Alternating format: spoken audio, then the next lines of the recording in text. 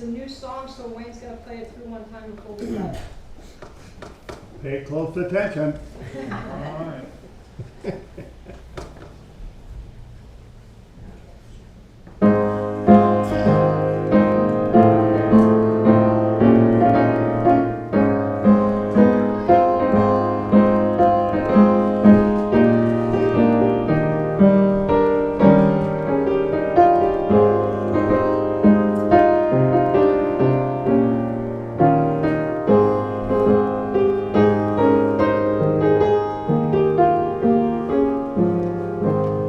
Are you ready?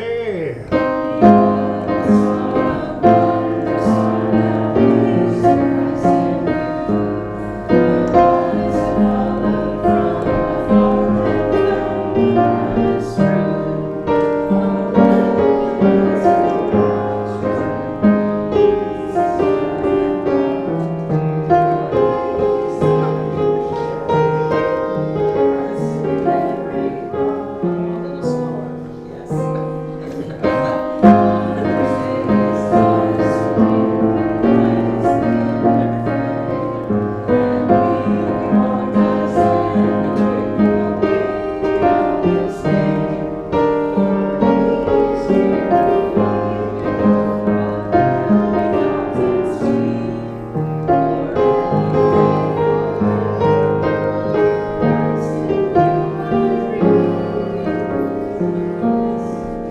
And next week when they do it again, it'll be slower. Slower. You know, I don't think any of us have ever heard or sung that song before. But I was going through the hymnal, and I think the lyrics are something that, especially this month of December, what a great little affirmation about being aware of the Christ within each of us. And I think when we have that awareness, when we really stop and think, we have all the things that man showed us and told us we have. We have compassion and love and acceptance and forgiveness and gratitude and sharing, generosity. We have all those things. And when we can carry those in our conscious awareness and let all of those qualities of the Christ within shape and be a part of our day-to-day living, I don't think there is any more evidence of having power and gratitude and self-worth than knowing that the Christ within is part of our day-to-day living. And so it is.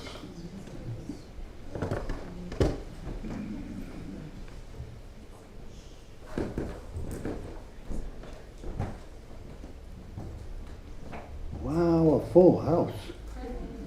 Good for you all for coming out in this weather. I'm proud of us all.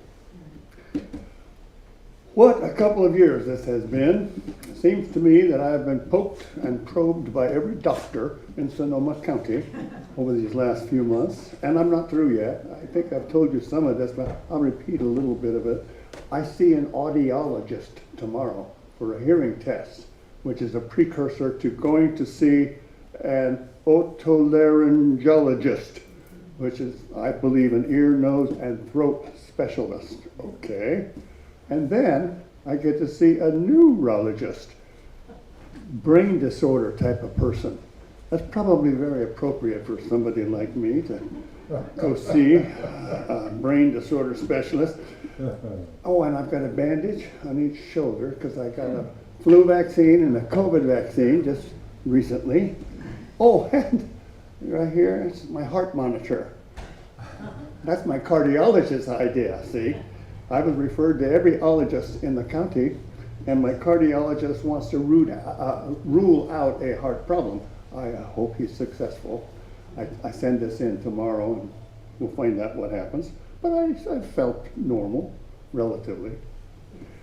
All of this medical attention is occurring because I continue to have vertigo and I lose my balance, and on occasion I've fallen down without warning.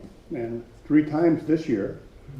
First time in June, I cracked a rib. You remember that, Bonnie? Yeah.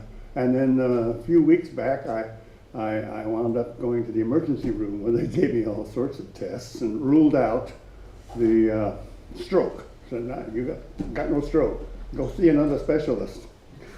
Okay. But then just about 7 days ago, I don't think I told you about this one, I hit the deck again in one of our bedrooms. I just lost my balance and fell. Fortunately, I landed on a real well padded part of my anatomy, so there was no damage done this time. You may remember a few years ago I told you a story how I fell on a trip and cracked 3 ribs. But we never paid much attention to that because during the x-ray I was told in the ER that you have something in one of your lungs that is suspicious of cancer. Oh, don't like to hear that word, but turned out after a number of months of biopsies and tests and what have you, oh no, it's just a lump, no cancer. Okay, I dodged that bullet, that's good. What you probably don't know is that my latest doctor visit was with a vascular surgeon who over a year ago had tested me for and decided I had an aortic aneurysm, a pelvic aortic aneurysm, where the aorta is extended and it's kind of puffing out, and the danger is that it might go too far and burst, and then I'm in big trouble. Get myself to Memorial Hospital right now, wherever I happen to be. Well, that hasn't happened. And I went back to him this last week, and he said, well, we've done a ultrasound and now a CAT scan, and I can tell you categorically that I think my original diagnosis may have been a little bit off in that you don't have to worry about an aneurysm, so we'll set you up for a 2-year follow-up. By then I'll be retired and you'll be healthy and you can forget it for all I care. He didn't use those words. But he basically said, don't worry about it. Okay, I'll cross that one off my list. So after all that, what message is there in it for me? And for you, if any of you have been suffering from illness, medical problems, whatever, personal relationship problems, divorce, marriage, death, whatever, there's always something that we're suffering from. So I've decided that I have a new message for me and maybe for you. Maybe you can use it. And here's the message. I'm still standing. And that's my new song. And some of you may remember that comes from Elton John. He sang the song, I'm Still Standing, yeah, yeah, yeah. So I've slightly modified some of the words to that song, and I'm going to use it against all those trebles that come my way. So you might want to consider using some of those words as well. You can find them online if you wish to, but I'm going to read a few of them to you in closing. Did you think this fool could never win? Thank you. Well, look at me, I'm coming back again. I got a taste of life in a simple way, and if you need to know while I'm still standing, you just fade away. Don't you know I'm still standing better than I ever did, looking like a true survivor, feeling like a little kid. And I'm still standing after all this time, picking up the pieces of my life without you on my mind. I'm still standing. Yeah, yeah, yeah. I'm still standing. Yeah, yeah, yeah. I'm still standing. Yeah, yeah, yeah. Namaste.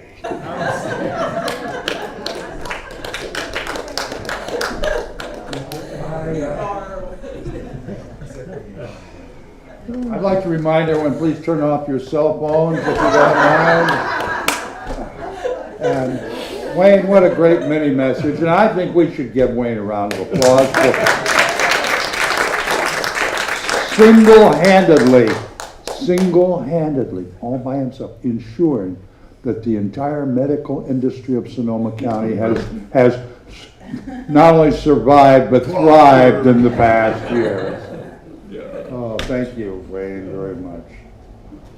Good morning, everyone. And I have to tell you, we have not very often had balloons at Church of the Oak, but Taylor brought balloons today.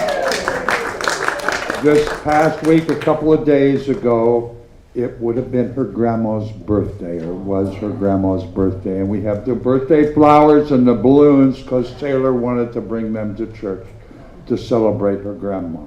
So thank you, Taylor, very much.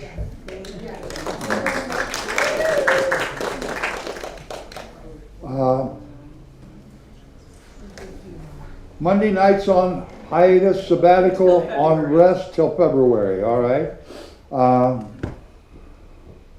Thursday, this Thursday, next Thursday, Next Thursday. a week, the And it's not 14th. here, right? No, it is not here. Right, yeah, I'll be that's, sending out an announcement.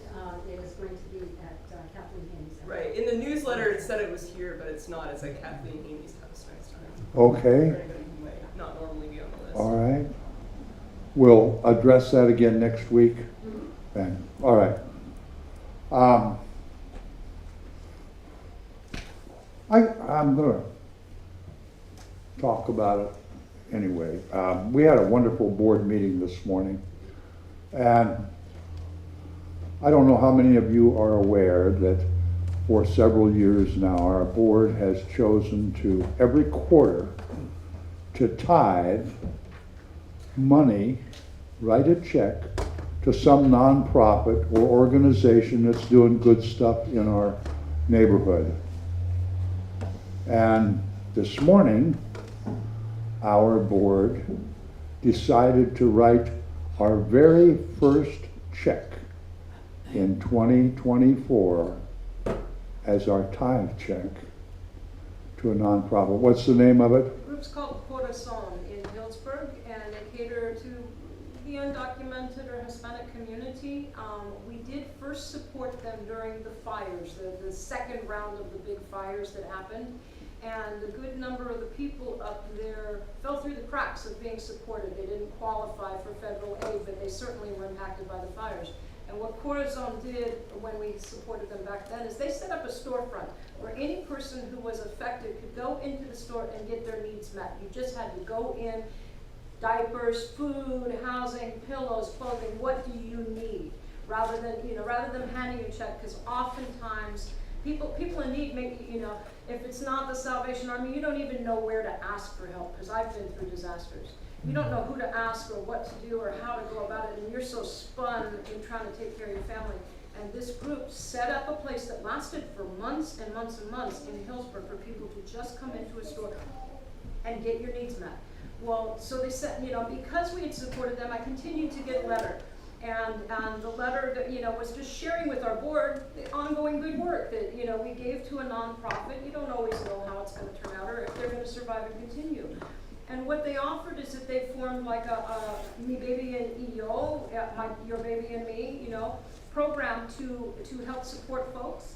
And this morning our board decided to make them our first recipient of the new year. And what a wonderful thing. And I can remember sitting in that room as board moderator and having our board say, "Oh, tithing might be nice, but we can't afford it."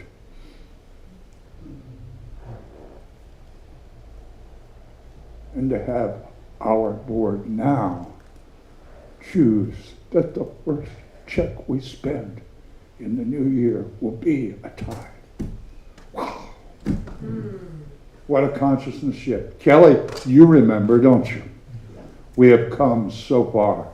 And it's talk about conscious elevating.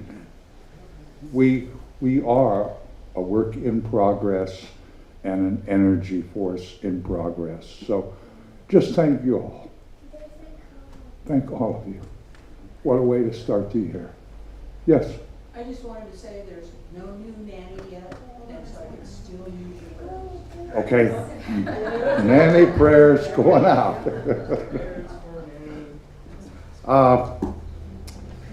Kelly has been for at least 20 years our official queen of the Christmas tree decorating group.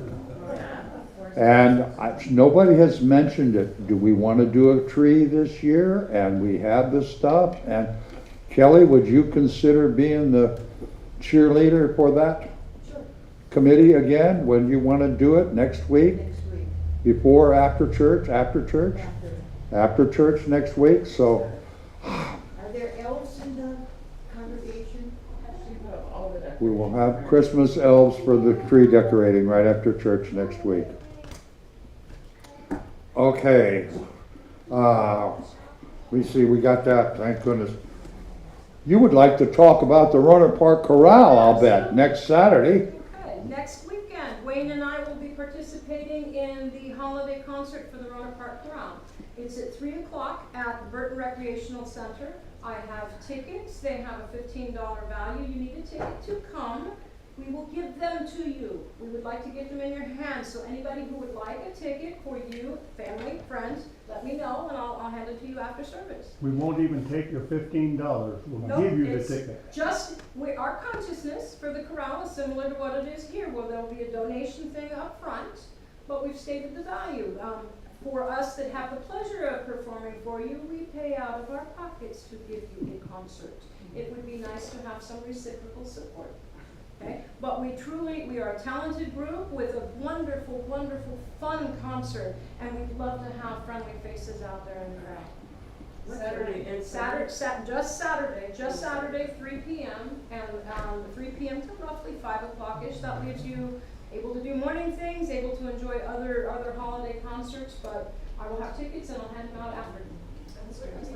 At Burton Recreational Center in the B section. Are they doing a raffle again today? Yes, they will. Opportunity drawing, so whether you have dollars in your pocket or not, everyone who comes through the door gets at least one ticket. And then a person with very long arms usually does it generous for $20. Okay, thank you. I do, and I will hand them out after service. Okay. Okay. I'm going to talk about something else. Pancakes. We have been asked, you know, we've supported COTS. COTS supports us. We just have a great partnership doing gooder things in our community. And the director of the Montero Way Residential Center, it used to be the old Motel 6 or something down there in Petaluma, right where 101 Casino was. They have 62 residents now. They put kitchenettes in all departments, and it's really cool. She said they're trying to build community, and I've been talking with them for a long time about community. That's what we are. And I mentioned what we did, the pancake breakfast at Kids Day for the whole town and stuff. And so I was called this week to wonder if we could consider having a pancake breakfast there as like a little community, just an event for the community that we kind of motivate, that we support, that we make happen. And so the board voted today, yeah, we can do that on the 13th of December. And we need a volunteer or two from the congregation. We had a couple people from the board. Not sure exactly about the time, but we're thinking Wednesday the 13th, show up down there in Petaluma about 8 o'clock, set up and start cooking, probably feed from 9 till 9:30, quarter to 10, clean up 10:15, out of there. And if anybody would be interested in participating in that, let me know, and we'll work out the time with COTS to see. There's details and some stuff to work out, but I think it's a wonderful thing. Another opportunity for us to just be part of some neat things in our community. So let me know if anybody be interested in going down there on the 13th, Wednesday, December 13th. Are there any other announcements? Yes. Joy. My passion project that I brought here is Everytown for Gun Safety and Moms Demand Action for Gun Safety. And I just wanted to report from November that they really won big in the ballot box. There were 162 volunteers for Moms Demand Action who won in their races at local, state, and federal levels. 162. Yeah. That's huge. These victories prove that gun safety is a winning issue at the ballot box, something that we can get behind and support, and expect others to do so as well. This fight is not about taking anyone's guns away, which I think is a big issue, a big argument against, and that's not what we're about. We're about promoting education and gun safety. This is a job that the NRA used to take care of. They used to promote gun safety and training, and they have relinquished their responsibility in that area. It's a grassroots volunteer organization, so you don't have to run for office, but they need all kinds of people on the ground doing the backup work, telephones, letter writing campaigns, etc. There's something for everyone if you're interested. They have a special program for families and children called Be Smart. SMART, the acronym for Secure All Firearms in Your Home. M, Model Responsible Behaviors Around Firearms. A, ask about the presence of unsecured firearms in others' homes for play dates and just any time you're going out for a party, etc. Recognize the role of firearms in suicide, and tell your peers to be smart. Educate yourself so that you can share that information. Because keeping our kids safe is not a partisan issue. But together we can save lives. Right now we're just getting past Giving Tuesday, but through today, Mike Bloomberg has offered to match all donations made to Moms Demand Action and Every Day for Gun Safety, or Everytown for Gun Safety. And so if you are interested in making a donation, you can go to either one of their websites. And then the last issue is that there are 5 days left to get hold of ATF, which is Alcohol, Tobacco, and Firearms. And there are present issues that we want to be in communications with ATF about closing the online and gun seller loopholes that waive the requirement for background checks. We want the ATF to know that we want to close those loopholes. Everyone needs to have a background check. So there are links at both of the websites, and I've got one of my flyers I'll put outside in the hall here. If anybody is interested in talking about gun safety, come see me. Thank you. Joy, thank you. Thank you very much. It's like, we can stand up here and complain about guns and violence and all that stuff, or we can work to create a safer environment, a safer society. And that's what Joy is suggesting all of us do. So thank you very much. And we had a great Ring Out Danger on Friday, did we not? Yes, they're a good turnout. Thank you. Good. And we'll continue doing that. Any other announcements? Yes, Charles. Well, Patrick and I have come to conclusion that, or come to an idea, some sort of agreement, let's put it that way, that I will be teaching the work of Betty Bethard's starting in January sometime. I think early January. It would be on a Friday. It would be about 2 o'clock or 2:30 in the afternoon, so that people don't have to drive in. They don't have to drive in the dark. I've been doing this for a very long time, and we concentrate on dream work, on meditation, on so many subjects that Betty was well known for. Did anybody here remember Betty? Absolutely. 2 people? 3 people? 4 people? That's 8. Okay, so, you know. Those of us that can still remember do, Charles. It just Well, then you have an idea of what she was about. A very powerful a guru. She supported people in being independent. She wrote a book called Be Your Own Guru, which allows you to come to certain conclusions for yourself instead of having to go outside in the outside world and ask other people, what should I do, and so on. She's the author of the Dream Book, Symbols for Self-Understanding, which is the best-selling book on dream analysis in the world.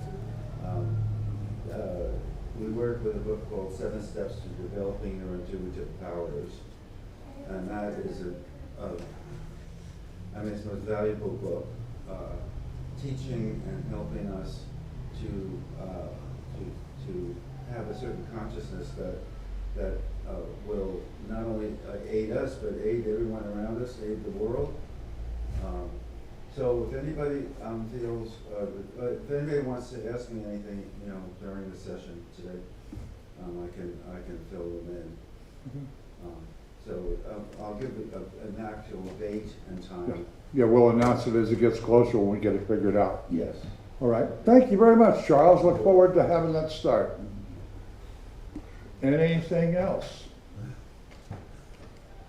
Okay, let's stand up and affirm to ourselves. Come on in. There's a lady there that will give you an order of service. No? Okay. So anyway, we're going to stand up and sing, "How could anyone ever tell you you were anything less than beautiful?" Let's affirm that for ourselves and everyone here. Are there 2 verses in the? Okay, this has 3.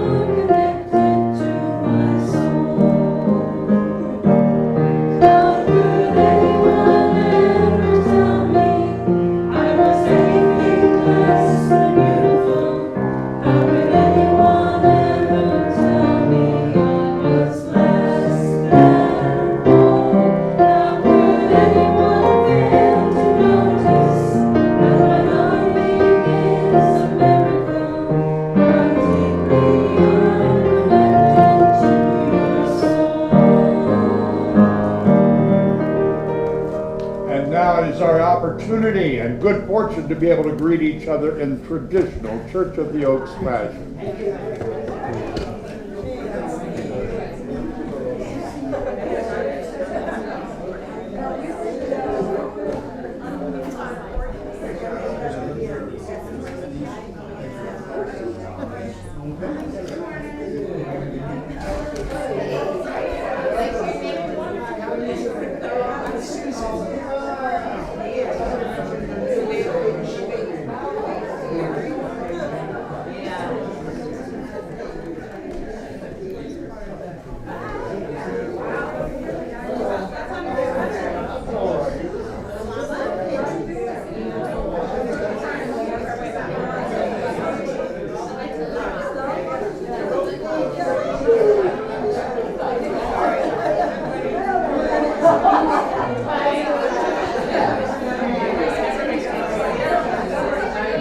David?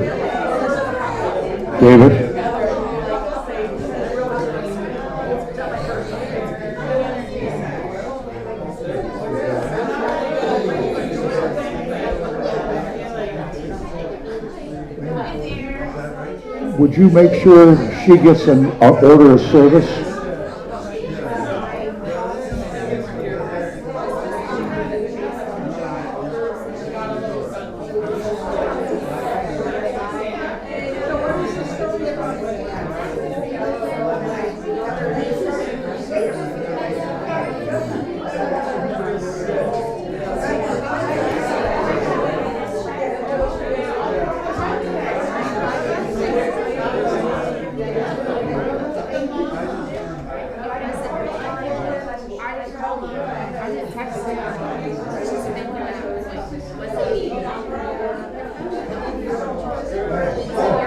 I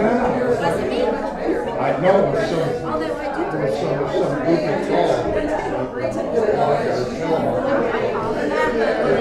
Thank you.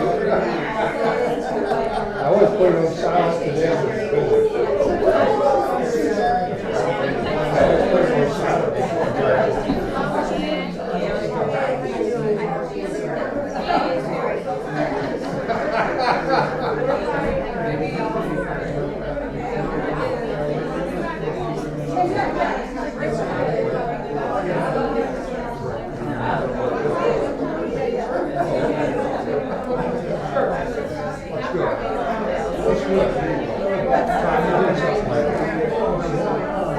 You're on, right?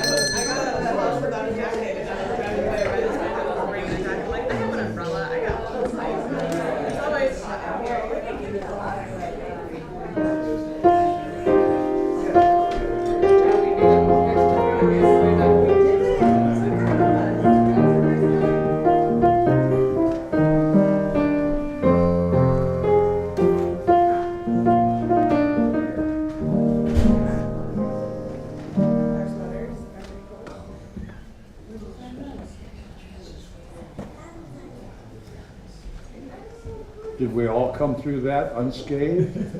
Cool. How about a big deep breath and just suck in all that energy? Wow. And I don't usually make comments, but I'm just truly impressed by the cheery seasonal sweaters that Joelle and Mike are wearing today. Thank you. That just it's a season. Thank you. You know, just as I spoke a few minutes ago, our board chose to never forget to share our abundance. You know, we have a basket in the back. We don't pass the hat. We choose to help each other remember to make it a choice, a lifestyle, a habit, a practice to share your abundance. So can we all continue this consciousness that our board has demonstrated so beautifully as we share our abundance with the rest of our world. So let's read together, if we may, the affirmation of abundance, which I forgot to change for the month of December, which will make its new appearance next week. Gratitude is the key to the realization and manifestation of abundance. May we ponder that wisdom, sir.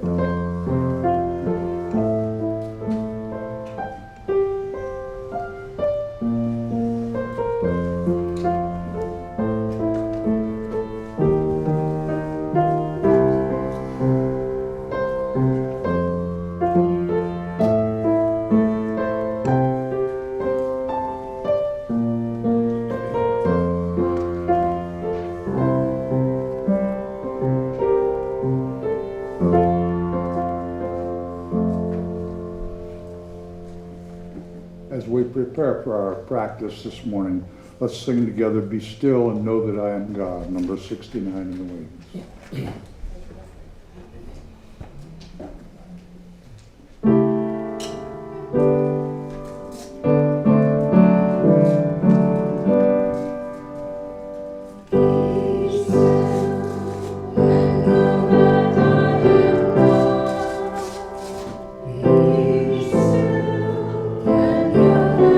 I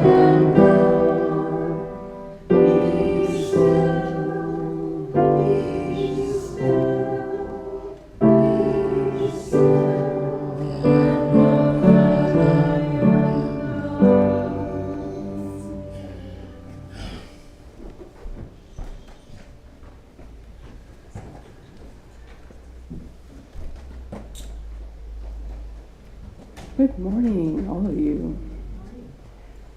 So, for today's practice in this busy season, I thought that we would revisit one we've done, I think, before, but it's been a while.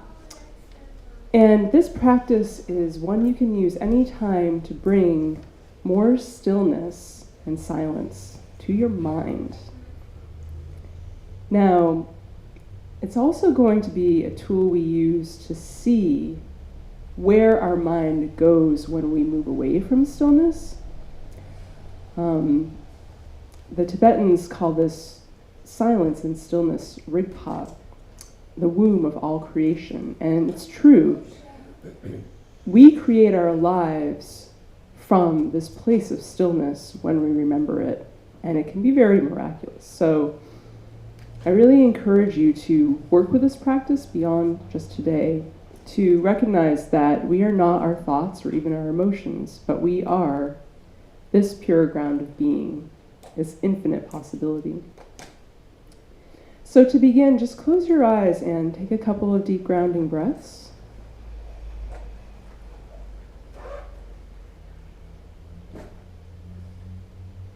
And the room will fill now with this silence, this stillness that supports.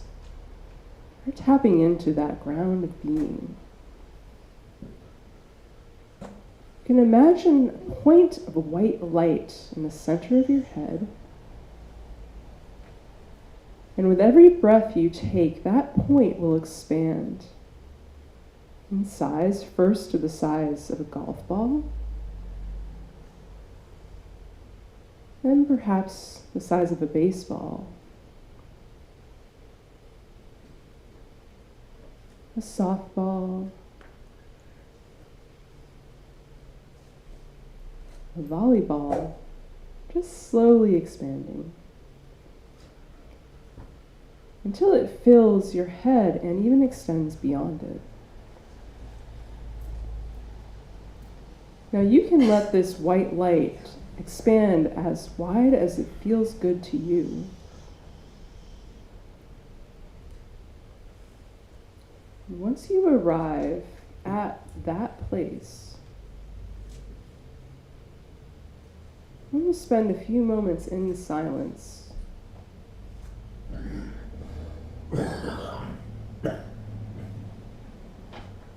Just becoming one with that stillness.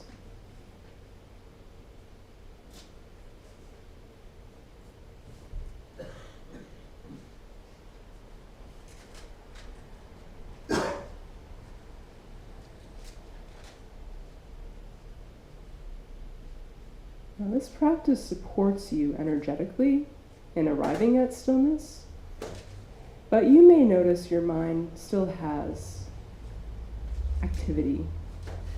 And this is your opportunity to notice, what flavor does that activity have?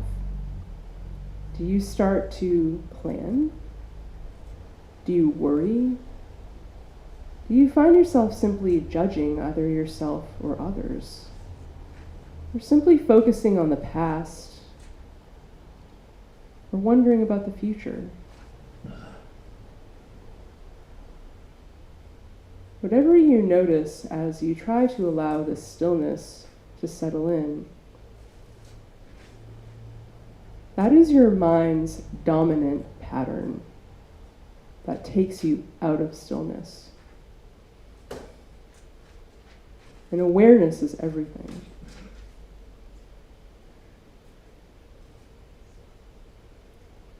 With the awareness of the pattern that takes you away from this place, are you empowered now to find this space more often? To recommit to it?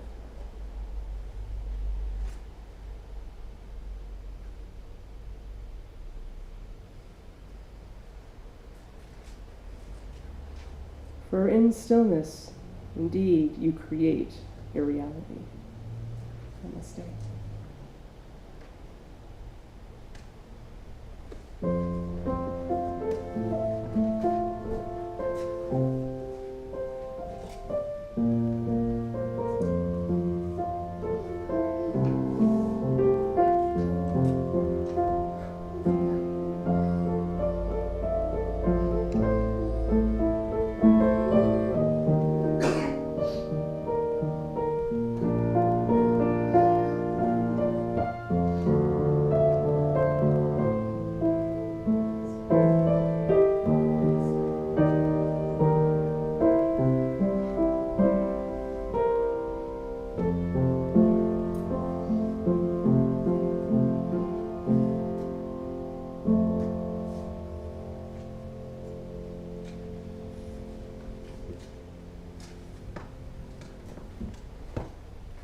Melanie, thank you.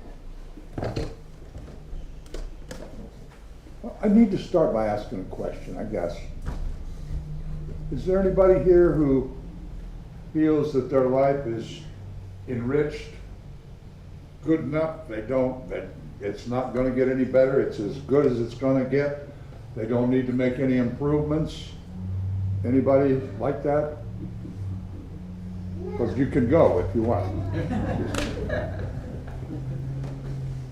I think all of us have some ideas that we could use some improving, or what Vivian used to tell me that I needed to refine a little bit of the rough edges. And I had several of those, still do, and I'm in the refining process all the time. But our lives are pretty much run most of the time by our subconscious. And sometimes we get to thinking bad about our subconscious, that it's an evil, limiting thing. Well, it does have some limits, but it takes care of a lot of things in our life. Keeps all of our parts working right. Helps us when we get in the car. We pretty much drive by habit, and we respond to different hazards or challenges in driving kind of by our memory. Our subconscious takes care of most of that. We don't have to learn how to walk again, maybe Wayne, but the rest of us pretty much can walk all right, because our subconscious it goes through that learning process and has refined it to a very good skill level. And so the subconscious isn't a bad thing, it's a necessary thing, because so we don't have to stop and make decisions about everything. Well, that guy just pulled out in front of me, what should I do now? Maybe I should put on the brakes, maybe I ought to hit him, and it's an old car, he probably needs a new car. We don't have to make those instantaneous decisions. Our subconscious does. But our subconscious is also a memory bank that has stored every negative thing, every fearful episode, every anger episode that we have had. And it's part of the memory bank. It's part of that memory program that we all have. And some of those memories or habitual responses or actions or thoughts, we could do better, And I've been watching a lot of guys on YouTube and comments and their talks about how to do this. And most all of them agree that you can do this by repeating a statement. Put your conscious mind in charge and make an affirmation. Make a statement. Not, I want to do better next year. Because if your subconscious takes that message, I want to do better next year, that's not doing better, that's just a desire to do better next year. And you play that tape again next year, I want to do better next year. Had nothing to do with this year, had nothing to do with doing better. It had a desire, you want to do better. But that's different when you say, I am doing better today, I am happier today. I am more loving today, I'm more successful today, I am more forgiving today, I am more generous today.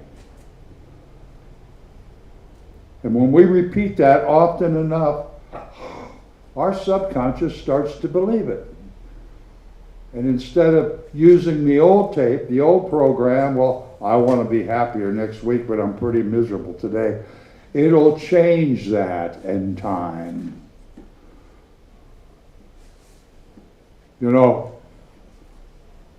What our mind, our conscious and our subconscious mind thinks is the state of our life. That last quote on one of the things is from James Allen. He wrote the book, As a Man Thinketh. But how many times we heard, well, Wayne Dyer and I think the smart guy, Einstein, they both said, you know, it's the definition of insanity is to keep doing the same thing over and over and expect a different result. How many times do we just let our subconscious run our day and we hope today will be better than yesterday, but the same guy's driving the bus. He's taking the same route, responding to the events in our day the same way. But if our conscious mind, the mind that is striving to elevate our consciousness to be more loving, to be more forgiving, to be more generous, to be more thoughtful, to be more aware of what's going on right now, instead of just letting the subconscious drive the bus through whatever route it wants to drive. How we think, that's the picture of our life, is the picture of our brain, how we think. Henry Ford said, it doesn't make any difference if you think you can or you think you can't. You're right either way, because that's what you think. And how many times do we catch ourselves, I don't know about you, but I catch myself all the time, making responses verbally or mentally or in actions form that after it's out of my mouth or after I have done it, I say to myself, Patrick, you can do better. You're a better man than that. Inside you are. That's a habit you need to change. And I've got a very long list of habits I need to change. And maybe some of you have lists too. I think all of us do. And the only way we're going to change it is to do the work. And what I wrote down for the title of the message this morning is practice. You want to play an instrument? You got to practice to get better, to get better. And we have the practices like Natalie leads us in week after week. It's for the purpose of improving ourselves. And every time we practice, every time I say to myself, I'm a loving man. I'm a happy man. Every time I do that practice, before me becomes more possibilities. Every time I enter into a practice of positive change, I have more opportunities. There are more possibilities in my life that didn't exist because I wasn't in a now consciousness of I am a generous man. I am a more loving man. And every time we do practice something, we get better at it. And when we get better, it gives us more opportunities. It gives us more possibilities to expand, to realize the benefits of all the gifts that we have. We're amazing creatures. We have a conscious, subconscious mind, and we can choose. If we stay consciously in charge of our minute-to-minute lives, we could change our lives dramatically. But most of us are kind of like me. We just get up and let the subconscious drive the bus until we decide, we're ready now, I want to think about being spiritual.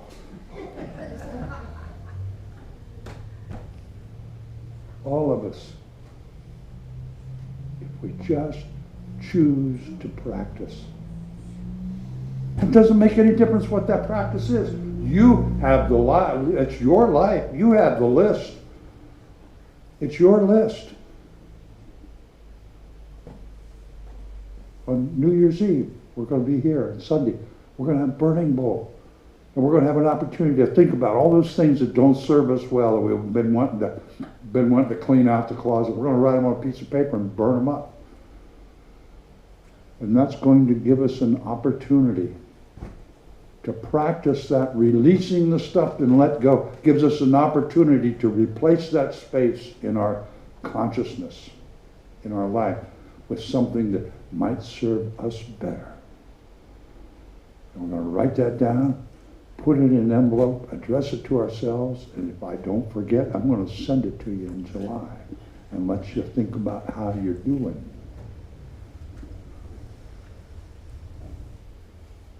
But practice equals possibility. Practice equals possibility. Practice equals possibility.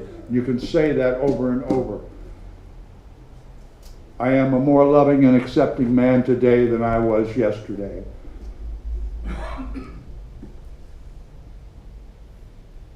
How many of you have heard me say, I am the most fortunate man you have ever met in your life? How many people have heard me say that? The first time I said that, I'm not sure I believed that in its entirety. I wanted to believe it. My friends, I believe it. I wake up thinking that in the morning. I never stop saying it because every time I say it, every time I make that affirmation, there are more possibilities for me to accept what the universe has for me. To let wisdom, divine wisdom and forgiveness and gives me the power to work on my list of stuff that needs to be changed. Gives me more wisdom on how to do that. And we say it often enough, it becomes our reality.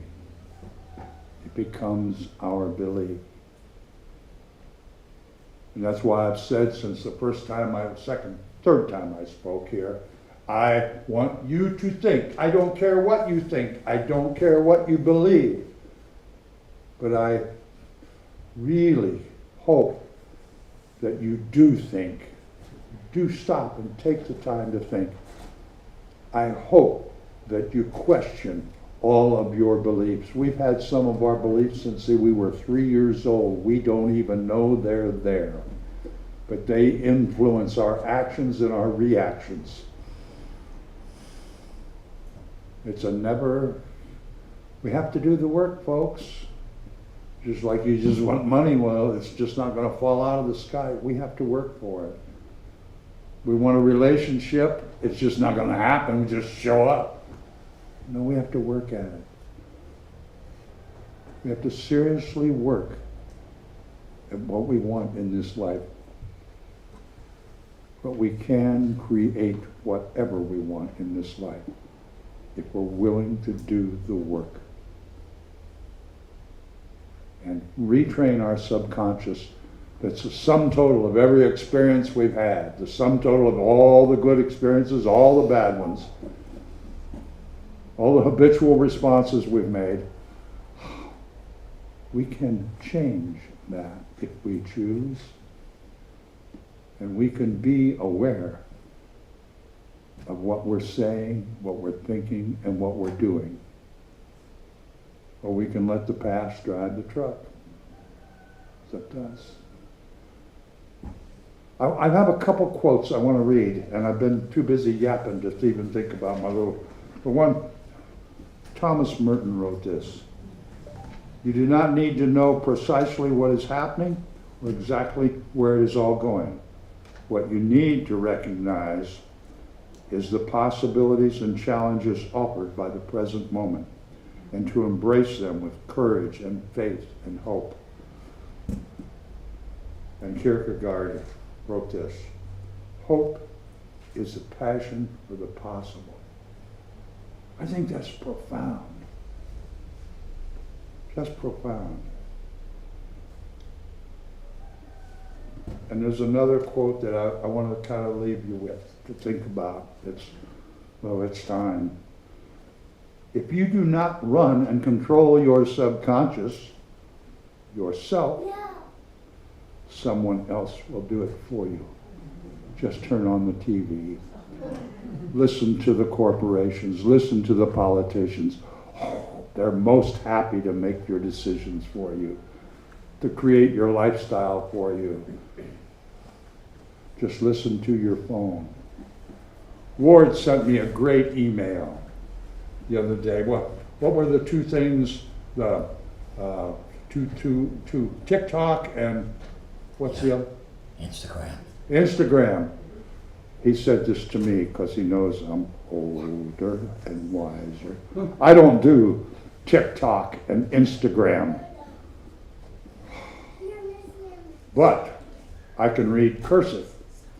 I can count back change. I can do math without a computer. And I can remember what I committed to without having to look at my calendar. Think, my dear friends, think. Make decisions. Practice.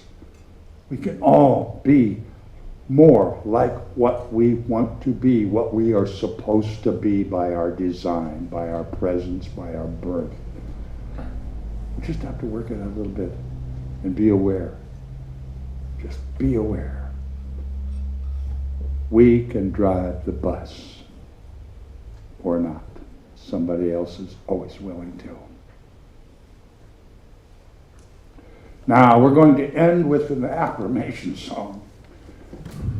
And I've loved this song ever since the first time I heard Vivian tell us we're going to sing it. I am free and I am unlimited. How many times can we affirm that to ourselves when we wake up in the morning? I'm free, I'm unlimited. There are no ties that bind me. I'm free and I'm unlimited right now. That may change in a minute, but right now I'm free and I'm unlimited. And an hour from now, if I choose to be, I can be free and unlimited. Maestro, shut me up. Thank you.